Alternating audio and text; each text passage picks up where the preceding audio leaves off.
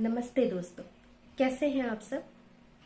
दोस्तों, मेरे चैनल में आप सबका स्वागत है।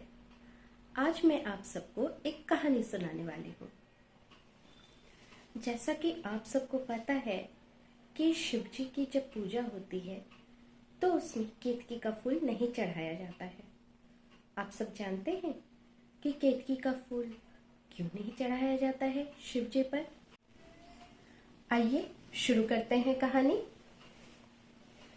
इसके पीछे जो कथा है वो ये है कि सृष्टि का जब आरंभ होता है तब संपूर्ण सृष्टि अंधकार में डूबी हुई थी। कहीं भी प्रकाश का एक कण भी नहीं था।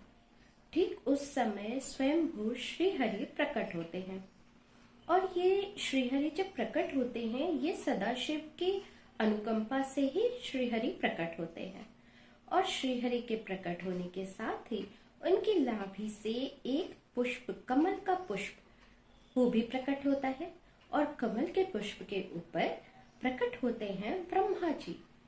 अब अंधकार से भरी सृष्टि और उसमें श्रीहरि और ब्रह्मा जी, अब दोनों को ही नहीं पता था कि उनका उद्देश्य क्या है, उनको क्यों प्रकट किया गया है और क्या है, कुछ भी नहीं समझ में आ रहा था। तो अब वो दोनों बात करने लगे तो वो दोनों ही कहने लगे कि मैं श्रेष्ठ हूँ, मैं पहले प्रकट हुआ। तो अब दोनों में थोड़ा झगड़ा सा होने लग गया कि मैं श्रेष्ठ हूँ। उसी समय बहुत तेज रोशनी हुई और उस अग्निपुंज से एक आवाज आई कि इस अग्निपुंज का छोर जो भी ढूंढ लेगा वही श्रेष्ठ हो।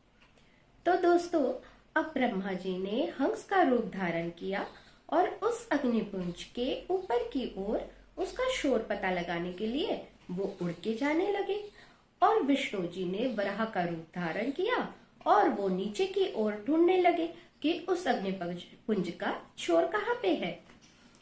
तो ऐसे करते करते 1000 सालों तक श्री विष्णु उस छोर को ढूंढने के लिए नीचे की ओर जाने लगे, लेकिन उन्हें कोई भी छोर कहीं पे भी पता नहीं चला। इससे निराश होकर वो वापस उस स्थान पे आ गए जहां पे वो प्रकट हुए थे। इधर विष्णु जी की तरह ही ब्रह्मा जी भी आसमान की ओर उड़ रहे थे। इसे आप आसमान तो नहीं कह सकते ना, लेकिन वो ऊपर की ओर उड़ रहे थे। तो ऊपर जाते जाते जाते जाते उन्हें कहीं पे भी कोई उसका छोर नहीं दिख रहा था। अब ब्रह्मा जी जाते जाते उन्होंने एक केतकी का फूल देखा। केतकी के फूल ने जब ब्रह्मा जी का अति तेज वाला स्वरूप देखा तो वो उनका भक्त हो गया और उनके साथ ही चल पड़ा। ब्रह्मा जी थोड़ी दूर और आगे गए, लेकिन उन्हें कोई और छोर नहीं मिला। वो भी वापस वहीं पे आ गए जहाँ पे श्री विष्णु थे। तो श्री हरि ने कहा कि मैं तो बहुत नीचे तक गया लेकिन मुझे कोई छोर नहीं मिल रहा इसका। अब ब्रह्मा जी ने दिमाग दौड़ाया कि श्री विष्णु को तो छोर मिला नहीं, अब किसने देखा है कि मुझे मिला या नहीं मिला। उन्होंने कहा मुझे तो इसका अंत दिखाई दे गया। तो श्री विष्णु को बहुत जिज्ञासा हुई कि ऐसे कैसे, मुझे तो इसका छोर नहीं मिला और आपको मिल गया। तो क्या आपके पास इसका कोई प्रमाण है कि आप कैसे कह सकते हैं कि आपको मिल गया, आपके पास इसका क्या प्रूफ है। तो भगवान ब्रह्मा जी ने कहा कि ये देखो, ये केतकी का फूल है, ये गवाही देगा मेरी। ये केतकी का फूल मुझे उसी अग्निपुंज के ऊपर से मिला। तो श्री विष्णु ने कहा केतकी के फूल से कि क्या तुम इस चीज की गवाही देते हो। अब केतकी का फूल तो ब्रह्मा जी का भक्त बन ही गया था, तो उसने सहर्ष गवाही दे दी। उसने कहा हाँ हाँ, ये सत्य कह रहे हैं, मैं उस अग्निपुंज के ऊपर ही था और वहीं से ये मुझे लेकर आए हैं, प्रमाण स्वरूप लेकर आए हैं। तो श्री हरि ने मान लिया। श्री हरि बोले उनको प्रणाम करके ब्रह्मा जी को कि आप ही श्रेष्ठ हैं, लेकिन उसी समय उस अग्निपुंज ने एक सीमित आकार लिया और उसमें से सदाशिव प्रकट हुए। सदाशिव ने कहा ब्रह्मा जी से, तुम असत्य कह रहे हो, तुम्हें इस अग्निपुंज का कोई शोर नहीं मिला है, क्योंकि ये अग्निपुंज अनादि है, अनंत है और इसका कोई और छोर है ही नहीं।